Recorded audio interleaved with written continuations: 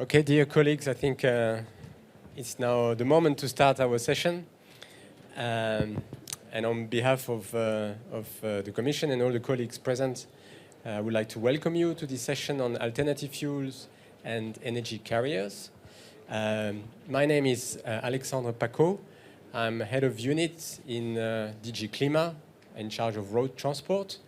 And our job is basically to set up the CO2 standards for cars, trucks, and also the fuel quality directive is within our remit. But I'm not alone. I am together with my dear colleague. Please. Good morning, everyone. My name is Claire Depré. Alex and myself are working quite closely because from the other side, in DG Move, we are dealing with alternative fuel infrastructure, and of course, the topics are very much related. We welcome you today because we want to discuss with you research and innovation in the field of alternative fuel. I'll give back the floor to Alex to do a bit of a presentation, and then I will explain why, from a DG Move perspective, we are very much interested in this session. Thank you for the colleagues from DG Research who have helped setting up the session. Yes, just a few words from my side to stress that we are here to really learn from you. This is going to be, we hope, really a debate. So we will have 3 presentations from our speakers, but also we will open the floor for reaction questions, and I hope this is going to be a lively debate. And why do we need this debate? Because we really believe that we are in a co-creation phase of Horizon Europe, and that what we will be discussing now will help to shape the priorities for the next steps. So it is for us extremely important to hear your views and the views of the speakers on what are the priorities you see for short term and for medium term in terms of research. This is such a broad field, alternative fuels, that we could go in all directions. We could talk about policy areas, which are many in this field, but we would really like you to focus your attention and also your intervention on these issues related to research and innovation. Let me just tell you one word about the big picture, the framework. You know that the Commission has proposed a long-term strategy to move towards a climate-neutral economy by 2050. So this long-term strategy is now debated. Hopefully this is going to be the EU strategy towards decarbonization of our economy. And if you look at this long-term strategy, there are a number of scenarios, and one of them in particular is the one looking at the 1.5 degrees. And there you see that, of course, fuel will play a very important role in the world that we want to land in 2050. But the fuel of tomorrow are going to be quite different from the fuel of today. It's very striking to see that this is very much about the type of fuels, liquid or gaseous fuel that we will use in the future, which will matter. So we have now a couple of decades, but not so much, to really go into that direction of having different type of fuel used in our economy. So you will complement. I wanted to complement, of course, because I come from transport, and of course transport is not a little bit, it's a lot in the spotlight nowadays, because we see, you know, the need to achieve that vision, but at the same time we want to accelerate a bit our effort over there. And indeed, it's a bit of a revolution that is happening also in transport. So we will see what you will present, what the speaker, the panelists will present now to you, to us. Try to draw some lessons, and indeed trying to make quickly the link with the research and innovation, because at the end of the day, we have to ensure a proper transport for tomorrow, but think about the day after tomorrow, which is still far away from the 2050. So need to accelerate, need to go quickly, and draw quick lesson. Okay, now I give the floor to our first speaker.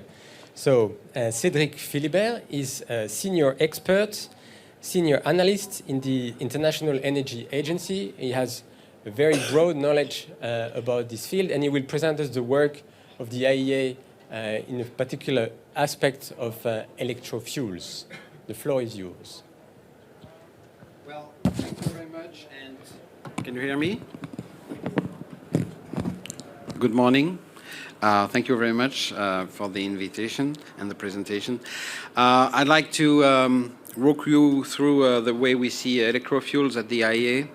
As the title suggests, in fact, in our renewable energy division, we started this work 4 years ago, working on industry. How can cheap renewable electricity and other options, but mostly renewable electricity, cheap PV, cheap wind power, help decarbonize the hard-to-decarbonize sectors in the industry. And this progressively led us to consider also transport. And we already run, together with our colleagues at the IEA and the European Commission in Brussels a year ago, a workshop on electrofuel, which is on our website, which you can refer to if you wish, with a broad view on a broad definition of electrofuels, namely those with carbon and those without carbon. And without carbon, you have hydrogen, that everybody knows about, and you have ammonia. And ammonia is of great interest to us. Of course, you have the gaseous fluids, methane, but you also have the liquids, alcohol and hydrocarbons, which are of big interest for some users. So the basic idea that renewable power can help replace fossil fuels in many uses directly. In buildings, for heating, for cooling, for lighting, of course. In industry, this is often overlooked, but there are many technologies to substitute fossil fuels in industry with direct electricity for steam, for force, for electrolysis, and lots of process. I have no room to develop, but this is a big area. You will read everywhere that electricity cannot deliver high temperature heat. This is wrong. Electricity can deliver higher temperature heat than natural gas can, for example, etc.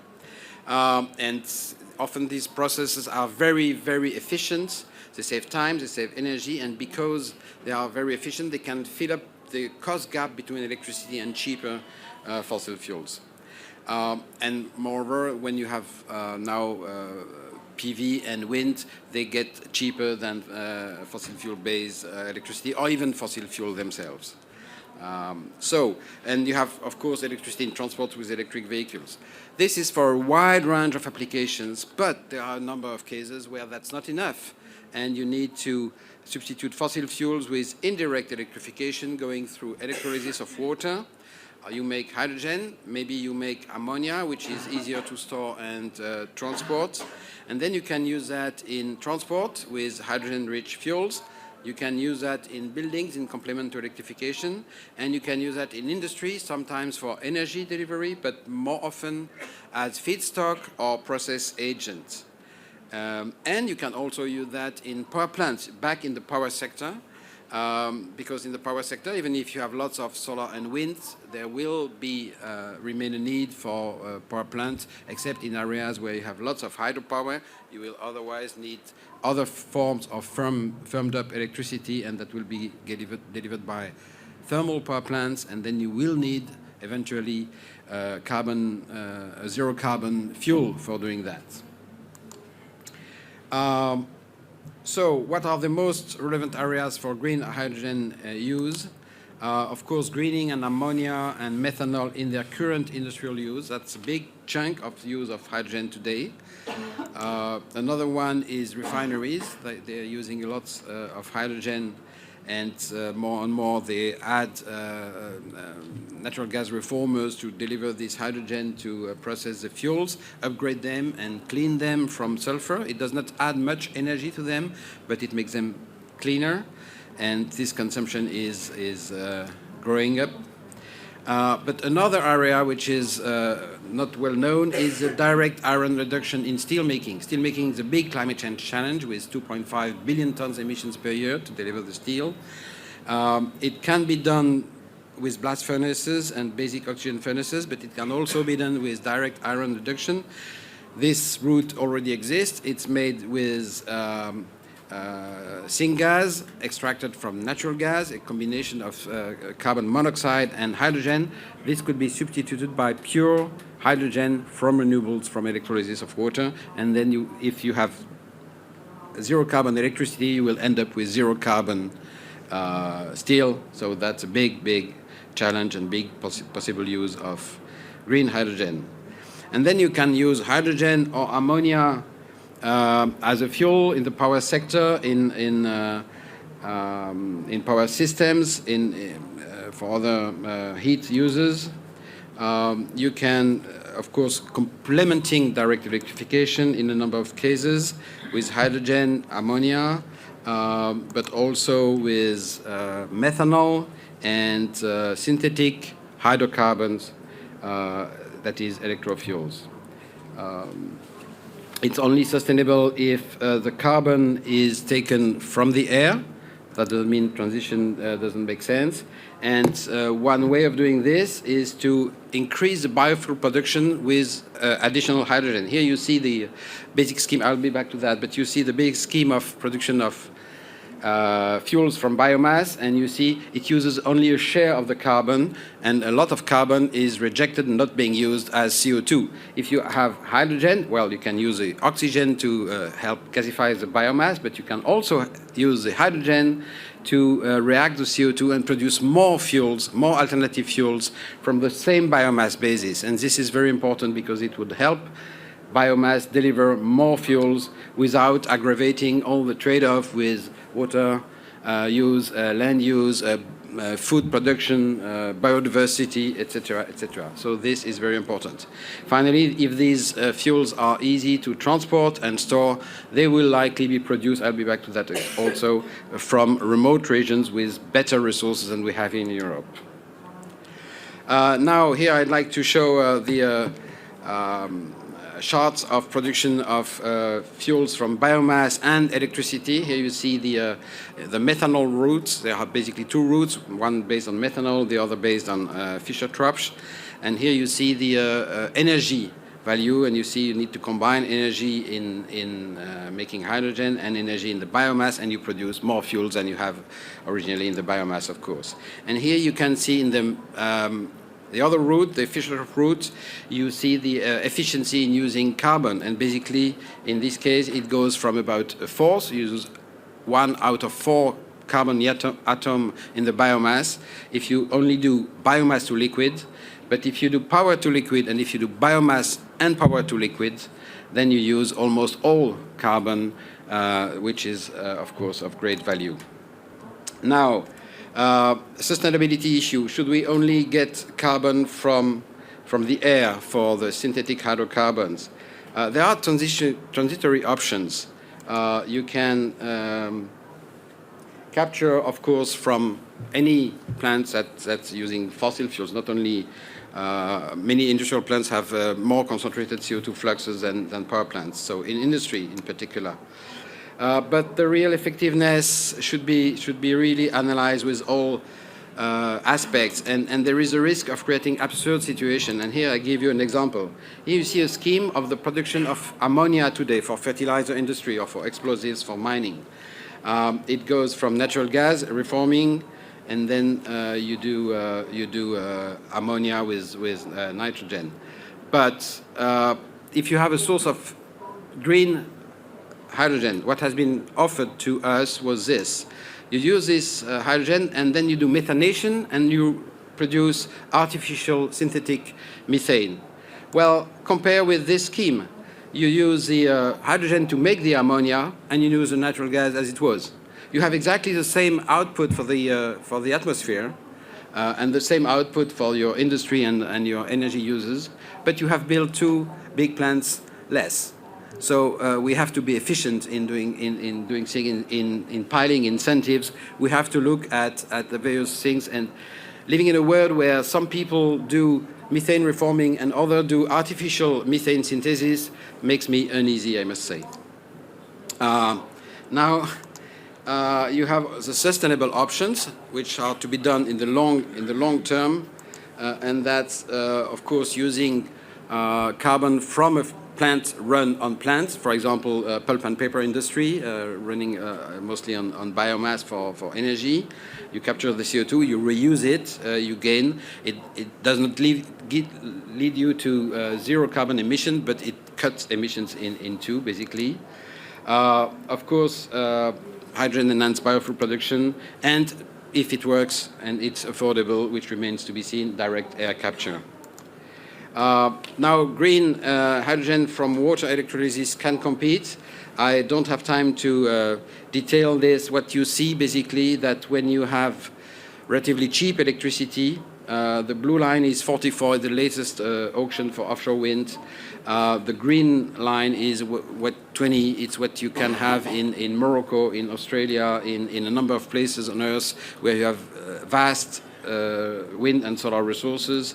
Then you can deliver hydrogen at a competitive cost, especially if you compete versus natural gas-based hydrogen with capture and storage, which, by the way, does not capture everything. And you don't need to go to base load for the electrolyzers. You need to have good capacity factor, 2,500 hours or more, but you don't need to go base load, because when you're on the right-hand side of this graph, basically what you need, the basic cost of hydrogen is the cost of electricity. So what matters is the efficiency of electrolyzers, not so much their capital costs. We've made a case study to look at all the details of viability, so I will pass it for the sake of time. The true viability is more problematic for fuel than for hydrogen itself, because you may need some hydrogen buffer fuel. It depends on the ability you have to stack different renewable fuels, here solar and wind, but also of the flexibility of the back-end process. If it's flexible enough, then you don't need a big buffer storage. If it's not flexible, you need a big buffer storage, and it's costly.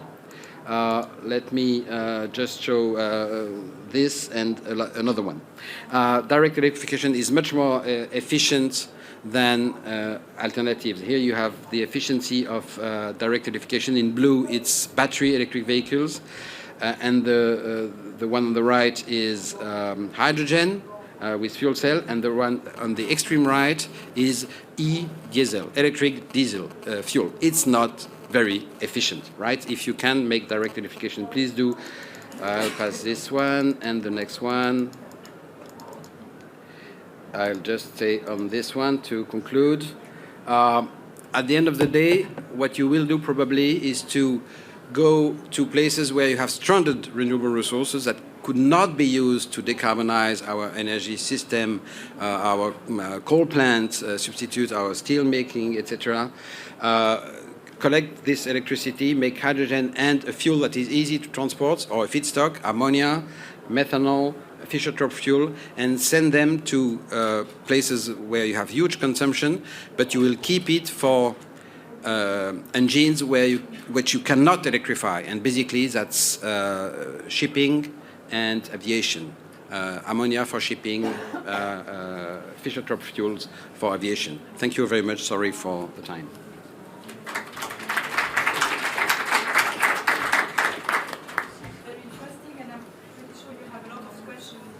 Addressed afterwards, but now I want to give the floor to Mrs. Müller-Lange, who is head of department biorefineries at the German Biomass Research Center. Yeah, thank you very much. Thank you very much for this kind invitation to give you an insight what about renewable fuels, especially biofuels, and what is our thinking and the status quo. Just give you a quite short background. We'll try to characterize where we are now and commonly what's required on R&D and innovation to come up with the fuels.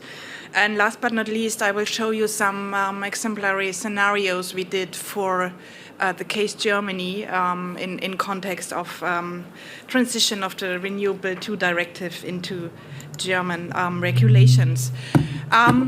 This is not quite new. You all are aware that transport is not decreasing as we expected it is. It's increasing in many different years and also all over Europe. And coupled to this, of course, despite we increase our share of renewable fuels, which is mainly based on biofuels yet globally, the CO2 or GHG emissions coming from transport, more than 70% from road transport are increasing and increasing. And Here I combine this development with some scenarios did by IEA, the Commission, and also a German institution, the DENA, that shows how need the development of energy demand be developed and what could be that renewable fuels that are required. And you see they are quite different from the approach regarding energy demand they expect until 2050, and also what they expect regarding the kind of fuel options that are required. You can see from the right-hand side that especially synthetic fuels, as mentioned right now, but also biofuels will to do the main role when we will come down with CO2 emissions. What are the technical routes and also the synergies to follow a bit that what has been already told? We have different systems more or less existing. The bio-based systems with quite a lot of different biomasses that need to be, that are in place for different value chains existing, especially for oil crops, starch and sugar crops. Lots of R&D is done for the kind of residues and waste, but also for lignocellulosic, a bit on algae, but it's decreasing for the special use of biofuels for many different reasons. And we heard a lot about of the electricity-based opportunities. What I would like to highlight, especially with the, let's say, conversion and intermediate part of logistics, is that it's highly important to recognize also for R&D and innovations that are new, that the electro-based fuels and biofuels are no different opportunities. They have a lot of technology synergies, starting from using renewable CO2, for instance, of biogas and bioethanol plants, which is one example, combining for instance, gasification with and synthesis to use green hydrogen, for instance. So there are a lot of synergies that has to be used to move forward with that. Synthesis is one, but also all the huge topic of hydrotreatment, either co-processing or single treatment of bio-based crude fuels from many different resources is a topic we will also heard a bit more on in the total presentation. And what is important to have in mind, there is no plant that are just producing a fuel.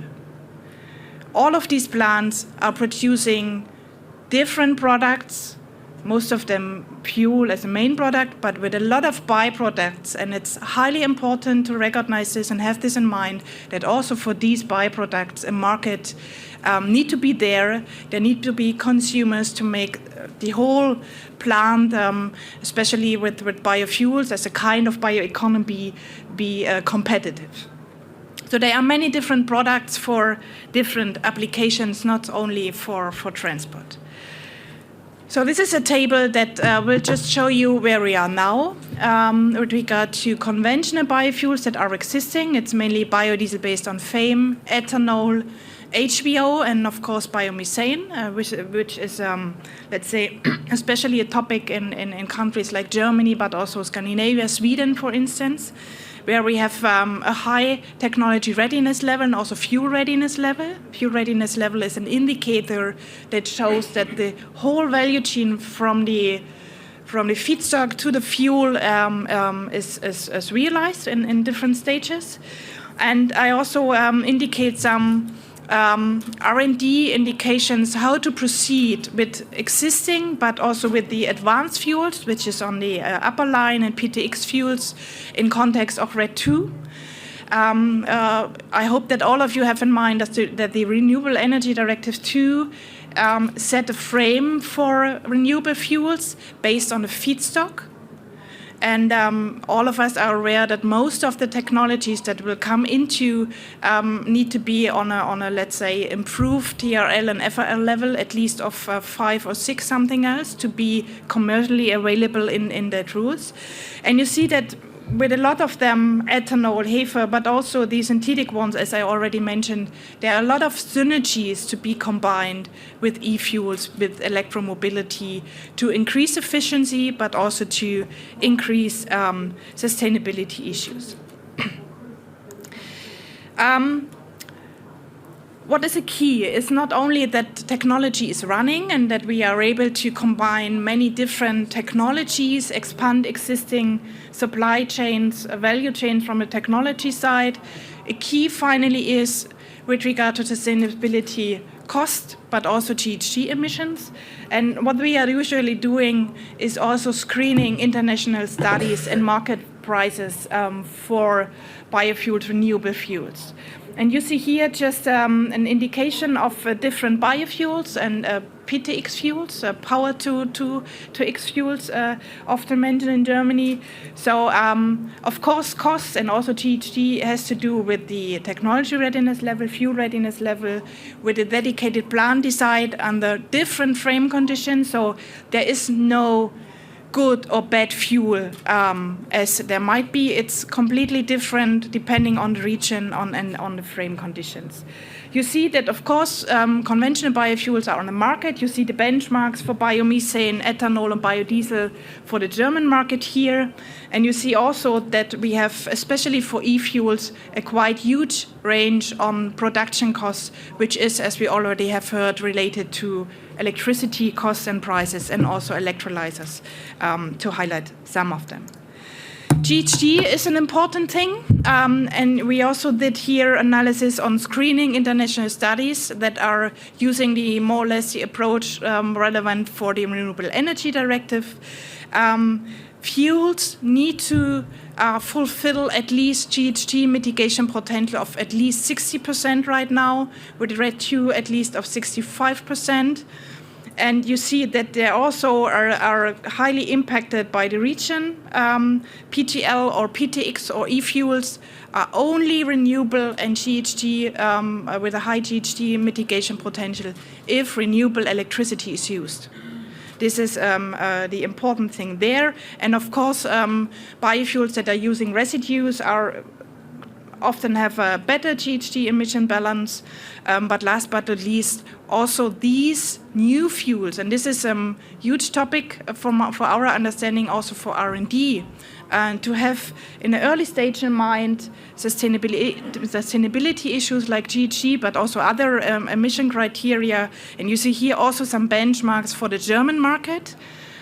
Just quite short, we have a GHG quota in Germany, where not only the price is relevant for the market, but also the specific GHG emission of the fuel.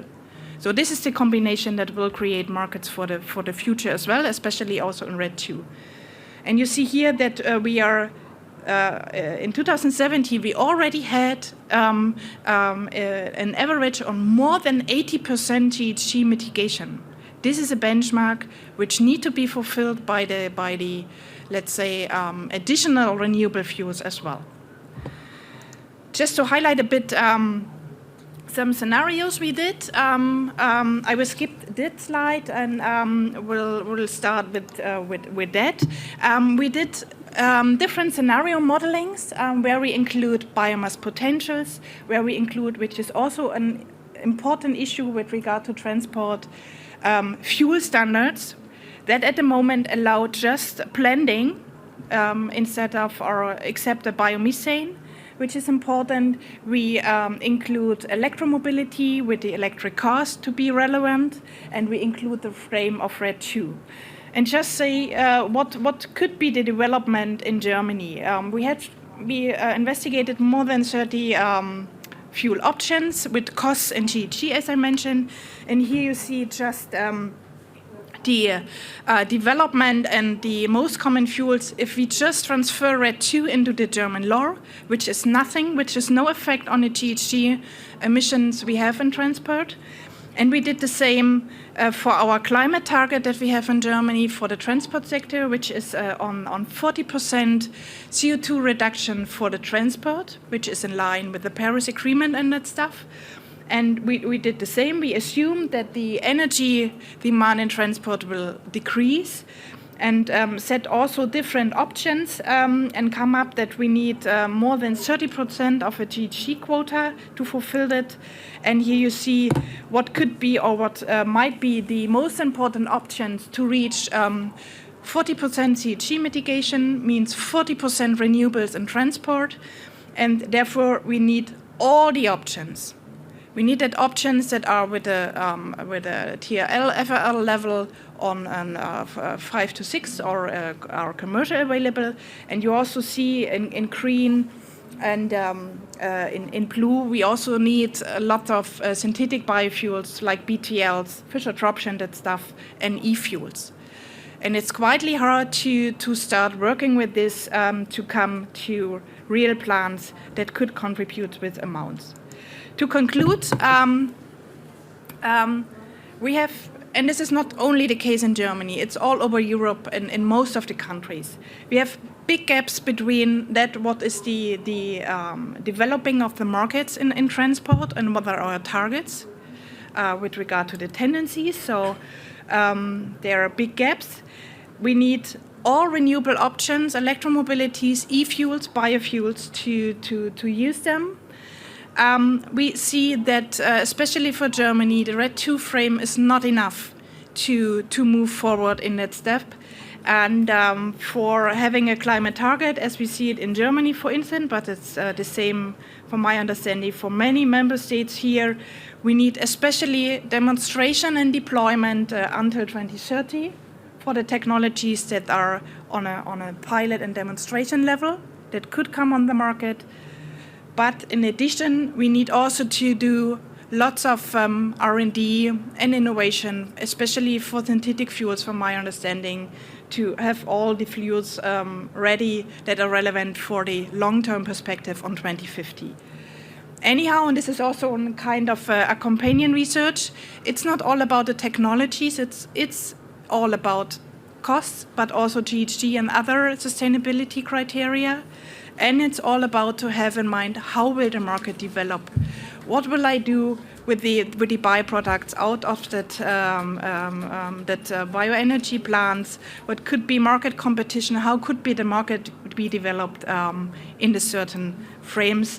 And related to sustainability criteria, which is, from my understanding, a quite important point, is how can I do, or can we move forward to establish control mechanism to be able for a practice application and to be operable in the market?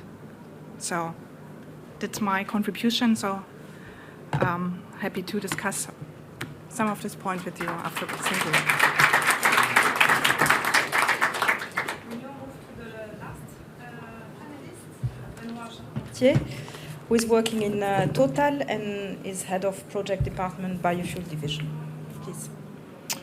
So good afternoon. Thank you for the opportunity to present what we are doing at Total. So Francisca and we had the introduction of the framework and which are the challenges, and I'm going to try and show you what we are doing in Total in biofuels. So I'm part of the Biofuels division, where we are from R&D to industrialization work on different projects, and I will show you what we do from R&D up to already commercial projects and which are the challenges we still have.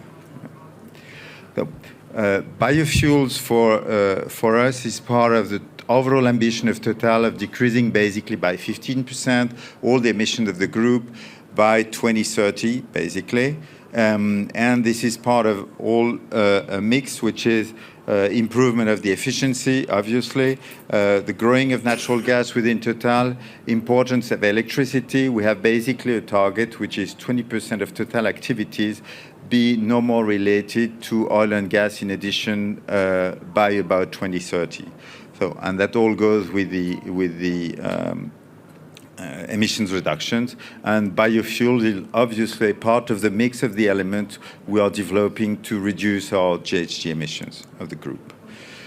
Which are our ambition in two aspects, because when I say biofuel, we're in fact biofuel and biopolymers.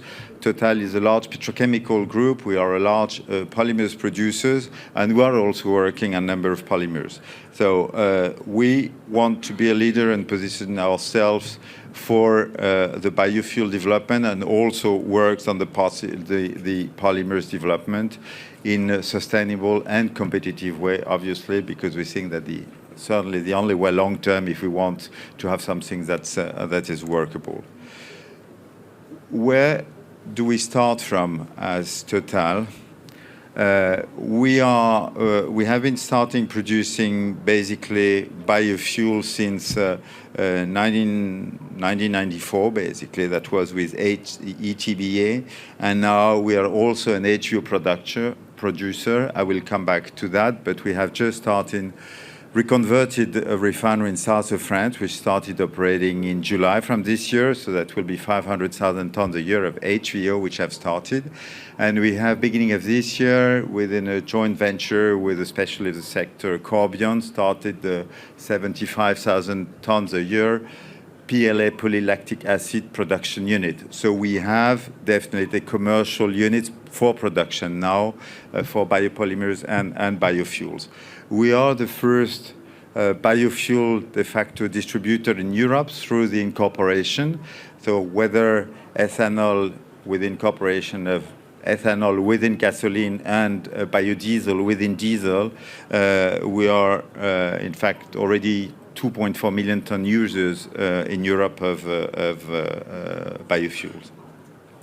I will also introduce the last part of what we are doing is all our R&D development. We've, over the last less than 10 years, spent over 500 million euros in R&D related, bio R&D related developments, which includes, they are listed here.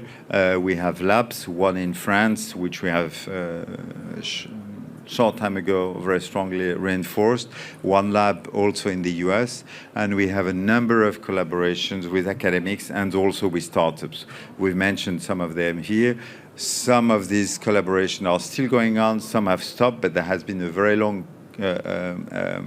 learning curve, including with many of the startups, and we all know that, which starting working on biofuels, and we also we have all seen the difficulties in that, and some of them now getting more and more to more specialties products. So this is definitely one of the issues for biofuel, is how are you able, even if you have technologies which seem workable, are you able to make something reasonably competitive to think one day you will use them for biofuels instead of just remaining on cosmetics and food plastic? I'm making a bit of caricature, but that's still happening a lot.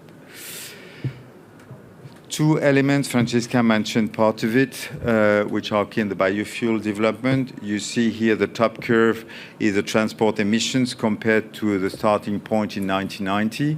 We know that industry, housing, all the other, most of the other areas of GHG emissions sectors has decreased. Transportation has increased or remained very clearly the most one. We're talking of Europe here.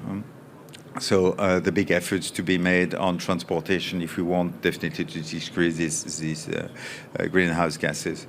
That's clear for road transportation, and also one very important sector on which we are working is the biojet. So when we say biojet, that's sustainable aviation fuel, calling the biojet the mix between the sustainable aviation fuel and the fossil fuels.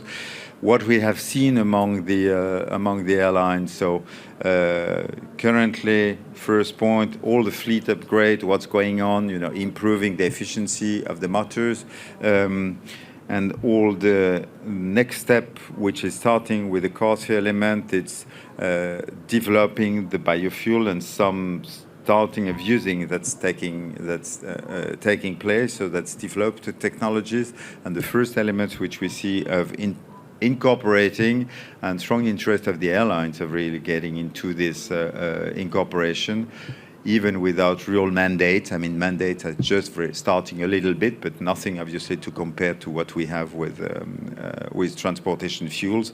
And our expectation tomorrow and what we are working on is developing for biojet, for aviation, this competitive biofuel, having in mind that if we see maybe for transportation, and we all know that for road transportation, development of electricity and alternative, it seems very clear that for aviation, we're very far away from any time where we can have strong battery or electric powered aviation. So we think there's lots of efforts and expectation that could be done with aviation, and we're working closely with airlines and also producers. example very briefly of what we are doing. I mentioned LAMED. LAMED is a refinery which have just reconverted, so started producing HVO 3 months ago.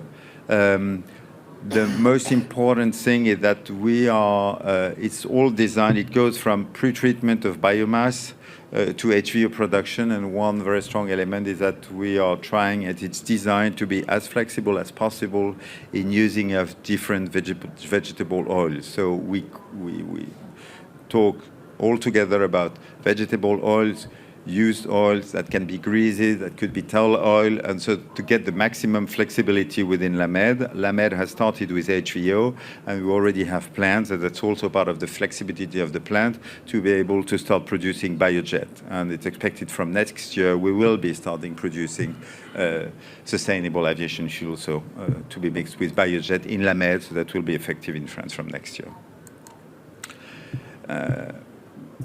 On the lab side, so I mentioned it very quickly, that the lab we have in Lyon now, apart from the one we have in the US, where we are testing a number of molecules. We are working also even on computational screening and different levels of expertise. So working for Total's group improvement of some activities, but also more fundamental research, and working on that together with many other labs or academics, and not alone. Another example, and this is a large pilot which we have at the moment called Biotic Fuel. That's a gasification process. We are again not alone, and that's probably one characteristic of all these R&D projects, is that we work with partners mostly. It was with that's European projects with ThyssenKrupp, with CEA in France. We are with EFP Accents, and that's a gasification process. To produce basically at the end through Fischer-Tropsch, we would go to gas oil or possibly biojet production also. One very important step is the pre-treatment. It's working on wood, and we're also studying possibly other feedstock.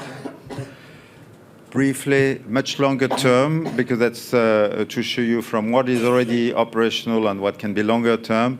We have strong algae development program. We've been working on algae for about 10 years. Objective to work on algae, both on microalgae, oils production development intensity, productivity, and also on the increase, so that goes through improvement on cells and working on the culture processes for algae, so which would be the two ways to increase basically the final yield of algae. And to finish with again, long term, that's what we are working on algae development. So the top of the slide shows what is closed culture systems, more expensive. It shows all these tubes, more expensive, but where you can have algae with very high productivity. And you see the number of partners and different fuels we could have with algae. And the other one, which is with open ponds. So with algae, we have less productivity, but much more biomass and possible direct biomass use of algae to produce biofuels. Important matter with algae, it's basically 2 tons of CO2 consumed for 1 ton of algae biomass produced. So very efficient in terms of decreasing the GHG gases, and much more efficient than any other plants which we can use at the moment. That's why we still strong there's long-term, but very large expectation in algae. Thanks a lot. Hope not having been too long.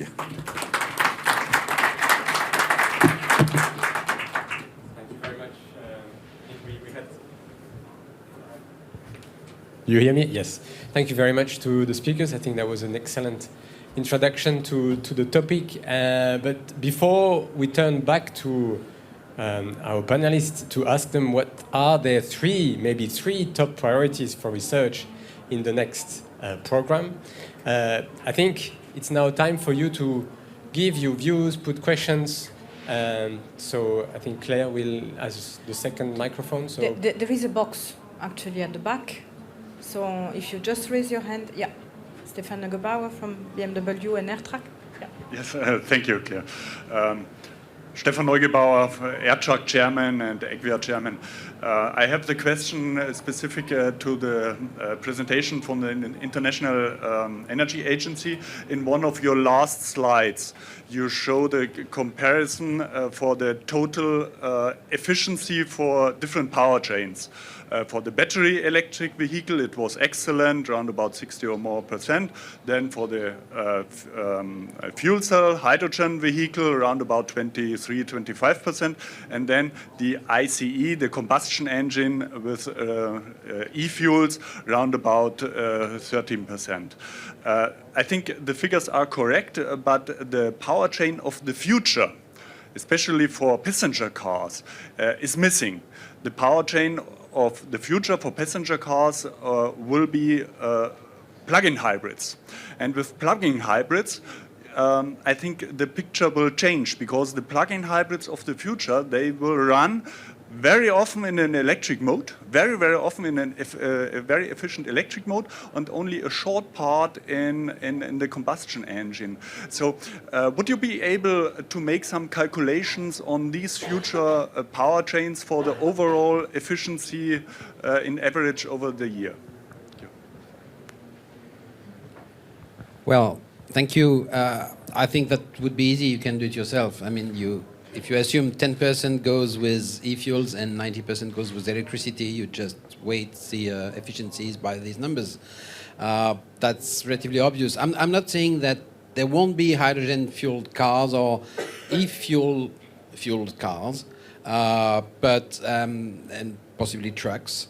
But I'm saying as long as electricity can go, it will go electric for efficiency reasons. I mean, if you need 4 times or 5 times more wind turbines and PV farms to make the same kilometers, it's not really worth it.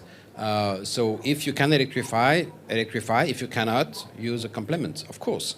And hybrid can do both, like also the electric heat pumps with a backup with synthetic methane, as they have been considering in the Climate Change Committee in the UK.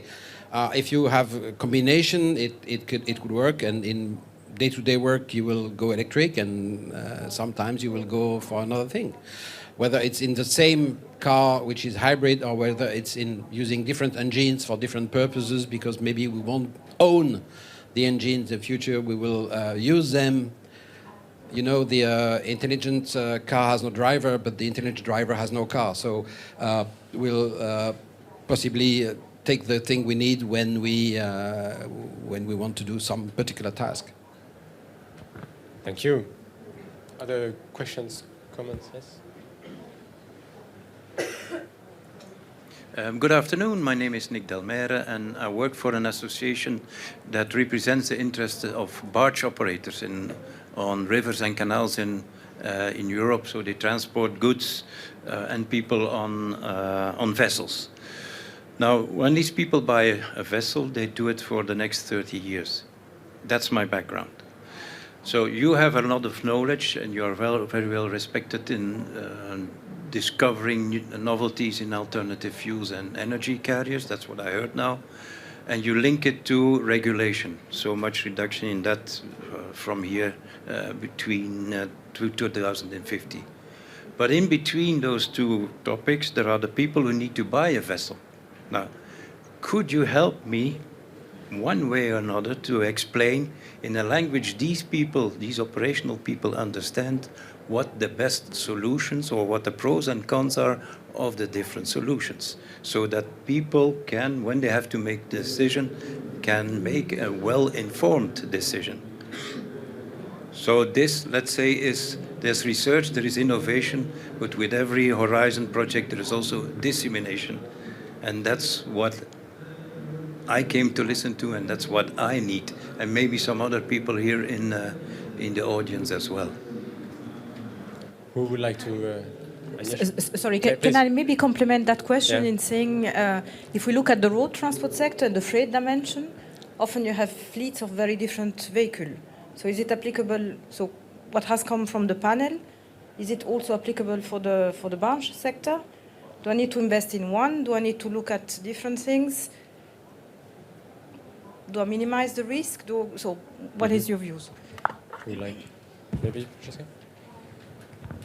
I can try to answer this question, which is quite difficult because it depends on the regional situations, right? So I can not give you a general answer, use that fuel and that vessel or another one, because as I said, it depends on many factors. But especially for the inner shipping, I guess it will at least be more on liquid fuels. And it depends on, will you start working with this right now? There liquid fuels like biodiesel and that stuff could be easily transferred. If you look on the, let's say, medium term and that stuff with regard to GHG emissions and also other emissions, gaseous fuels might be more interesting, yeah, because it's not only about GHG, it's also about the limited emissions on the other hand side. So, yeah, as I said, it's not easy to answer right now.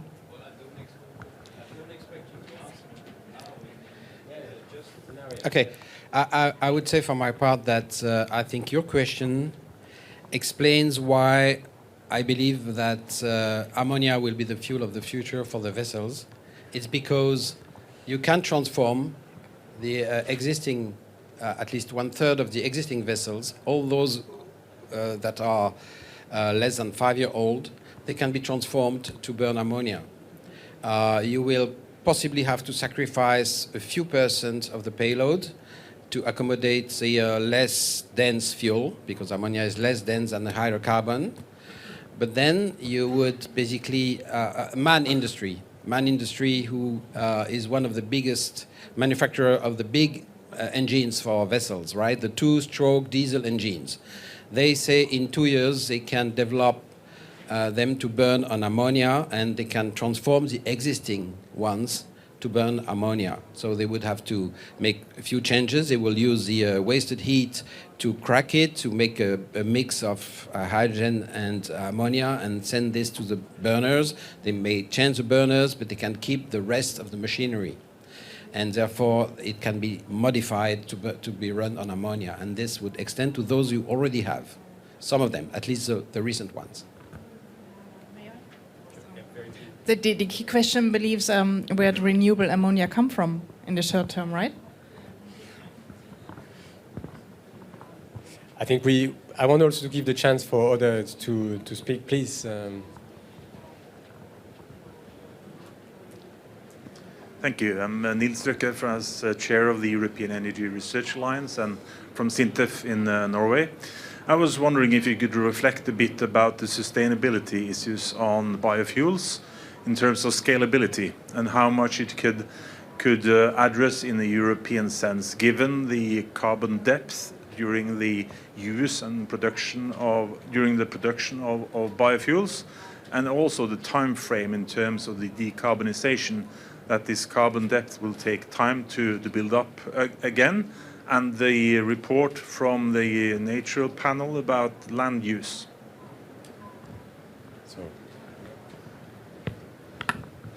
Yes, when we're talking about what is commercial and which are the projects we are working at, one thing I didn't mention is, so we have the HVO and there are several, so it will depend on the feedstock, the GHG reductions will depend on the type of feedstock we're able to use, so that's why we're talking more and more on flexibility. One more element short term is co-processing also. Franziska mentioned it very briefly, but that's basically trying to use in existing assets, so in the refineries, used bio-based elements in any case. So that can be very short term with a very significant impact already. When I'm talking about aviation, we think that could be very significant. If I may just add a word. Traditional uses, biomass currently represents about 20% of the final energy use. And we at the IE, we believe there is significant room for expanding the modern biomass use while we expect the traditional users will recess. We believe that with advanced biofuel we can deliver a significant amount, but still that will be far from substituting all fossil fuel in all uses. And that's one of the reasons why we are now looking at combining these advanced biofuels with hydrogen to make a better use of the carbon basis. I mean, biomass is rich in carbon. It's not rich in energy, in fact. And if you want to have a carbon taken out from the atmosphere, returning to the atmosphere, so carbon neutral, you can use the carbon of the biomass and add a lot of energy as hydrogen in it to produce more fuels. So whatever the ideal amount of biomass use is with respect to land use, water use, biodiversity and food, you just you can multiply by 2 to 4 the amount of fuel you get from this biomass basis in adding renewable hydrogen to it.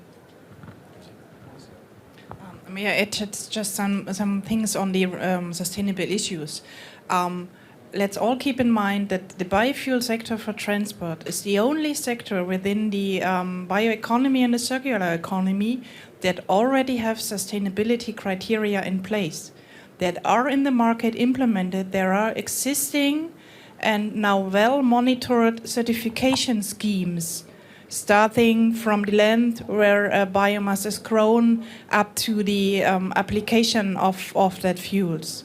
So this is, from my understanding, a quite big thing what could happen in the past 10 years when we start this discussion for a, let's say, niche sector. Yeah, we are talking about almost 3% biofuels on the global transport energy demand. For Europe, it's a bit more than 5-7%, that stuff. So we laid, let's say, with the small sector, the basis for move forward with sustainability criteria to all the other sectors that are dealing with bio-based products. And it's more or less the same, which need to be developed for all the electricity-based products as well. So this is an important point to have in mind.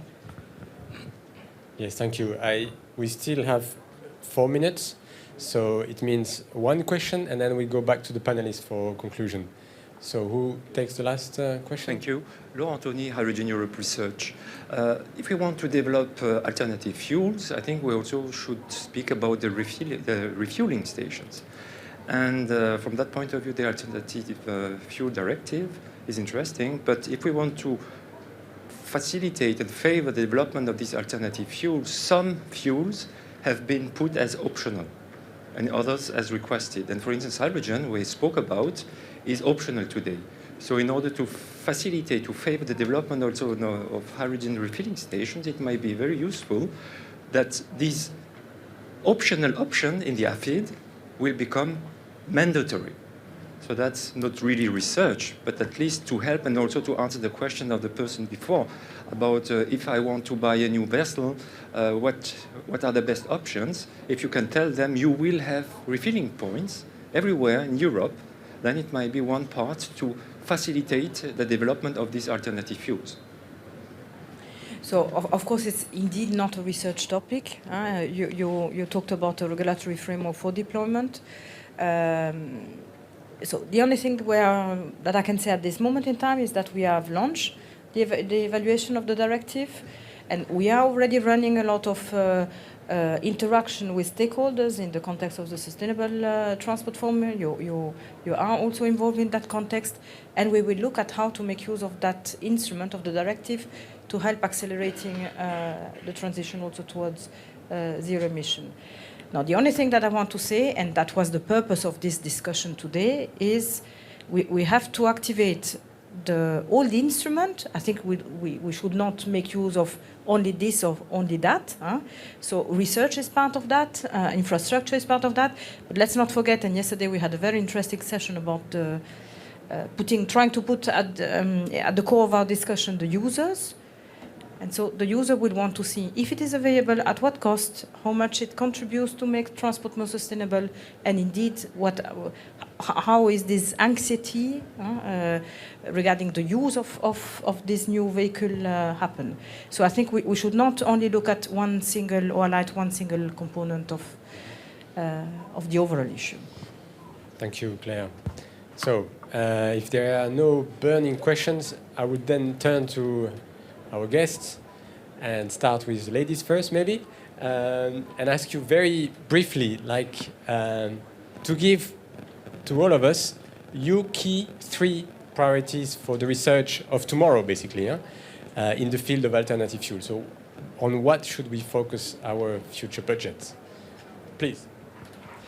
Thank you. From my understanding, it's on the potential side, how to use other renewable sources in addition to biomass and dedicated biomass that are not in use right now. It's all about technologies with regard to bio-based products and fuels as kind of the bioeconomy, and combined with this SynBio-PTX approaches are implemented. And last but not least, of course, it's also about the application in transport and other sectors and all the accompanying research related to that. As we're talking biomass, we've seen the issues with a number of technologies, which is the pre-treatment of biomass and making it available to be used for the technology. So I think there's very important elements to be done about that. So when we're talking and the ability to use mixes of biomass, if you want to use straw together with wood, to where many people have been saying that they were flexible, and it is a key issue for the whole sector.